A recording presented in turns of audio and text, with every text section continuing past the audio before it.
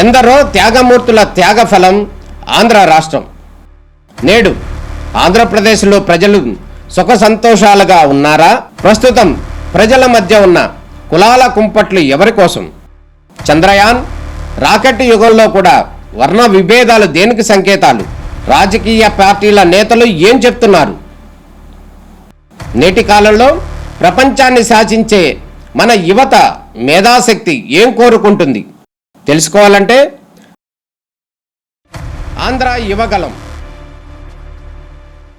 ప్రజల మాటే మా నోట. జనసేన పార్టీ సమాజ శ్రేయస్సు కోసం ప్రజల ముందుకు వచ్చిన పార్టీ అని, తాను తమ పార్టీ కాపు కులంకే పరిమితం కాదన్నారు జనసేన అధినేత పవన్ కళ్యాణ్. మంగళగిరిలో జరిగిన జనసేన ఉద్యమి ఆత్మీయ సమావేశ కార్యక్రమంలో పలు ఆసక్తికర అంశాలను తెర మీదకు తీసుకువచ్చారు. తనని కాపు కులానికే పరిమితం చేస్తూ పవన్ కళ్యాణ్ ఏం చేశాడని ప్రశ్నిస్తున్నాడని, తాను కాపులకు మాత్రమే ఏం చెయ్యనని, సమాజంలో ఉన్న అన్ని అట్టడుగు వర్గాలకు న్యాయం చేయాలనే పార్టీ పెట్టానన్నారు. కానీ ఒక కులం కోసం పనిచేయడానికి రాలా, దేశం కోసం పనిచేయడానికి వచ్చాం, సమాజ స్థాపన కోసం వచ్చాం. ఈ మధ్యన వైసీపీ నాయకులు కూడా ఏదో కొంచెం 2-3 సందర్భాల్లో మన వాళ్ళు డేటా పంపిస్తే మీరు కాపులకి ఏం చేశారు ఇవన్నీ మాట్లాడుతుంటే, నేను ఒక కాపుల కోసం ఆలోచించడం రాలా. నేను రెల్లి సమాజం గురించి ఆలోచిస్తాను, మాల సమాజం గురించి ఆలోచిస్తాను, మాదిగ సమాజం గురించి ఆలోచిస్తాను, బీసీల సమాజం గురించి ఆలోచిస్తాను, అన్ని ఉన్నత సోకాళ్ళు ఓసీ కాస్టుల గురించి ఆలోచిస్తాను, అందరూ బాగుండాలని ఆలోచిస్తాను.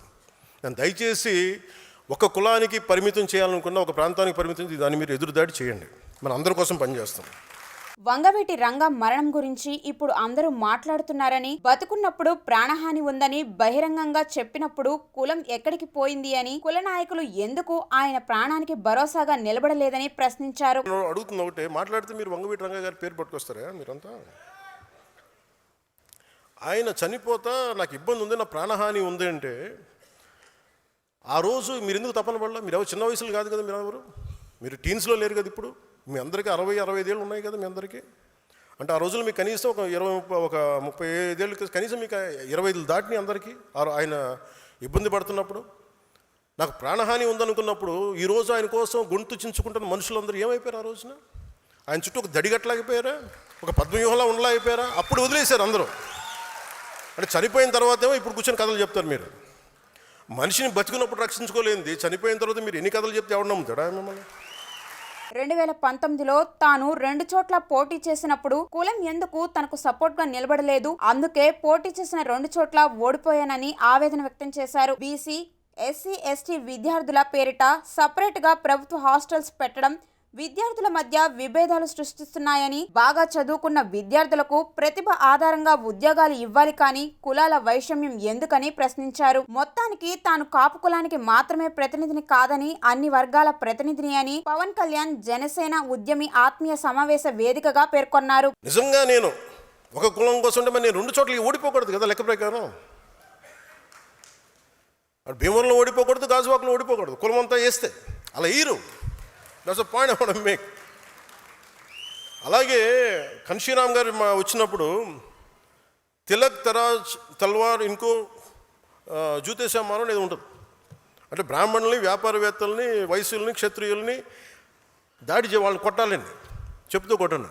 కానీ అది కొంతకాలం పనిచేసింది, అప్పుడున్న పరిస్థితులకు దీనికి పనిచేసింది. కానీ ఇంకొక టర్మ్కి వచ్చేటప్పటికి అది సర్వజన సమాజం, బహుజన సమాజం. ఇంత చేసిన మాయావతి గారు కూడా తిరిగి బ్రాహ్మిన్ కమ్యూనిటీ సపోర్ట్ తీసుకుని ఆవిడ గెలిచారు, ముఖ్యమంత్రి అయ్యారు. అంటే దీన్ని బట్టి మనకి ఏమర్థం అవుతుందంటే, సమాజాన్ని కులాల వారీగా విడదీసి ముందుకు తీసుకెళ్ళడం సాధ్యం కాదు. కులాల్ని కలుపుకుంటూ పరస్పర గౌరవాన్ని పెంచుకుంటూ ముందుకు వెళ్తేనే సమాజం అభివృద్ధి చెందుతుంది. అదే జనసేన విధానం, అదే నేను చూపించాను మీకు నిలబడి. అదేవిధంగా సనాతన ధర్మాన్ని ఎవరూ నశింపచేయలేరని పవన్ కళ్యాణ్ అన్నారు. శ్రీకృష్ణదేవరాయల కాలంలో అరబ్ వ్యాపారులు గుర్రాలు అమ్మడానికి వచ్చి మాకు ప్రార్థనా స్థలం లేదు అని అడిగితే ఆయన మస్జిదులు నిర్మించి ప్రార్థనలు చేసుకునే అవకాశం కల్పించారు.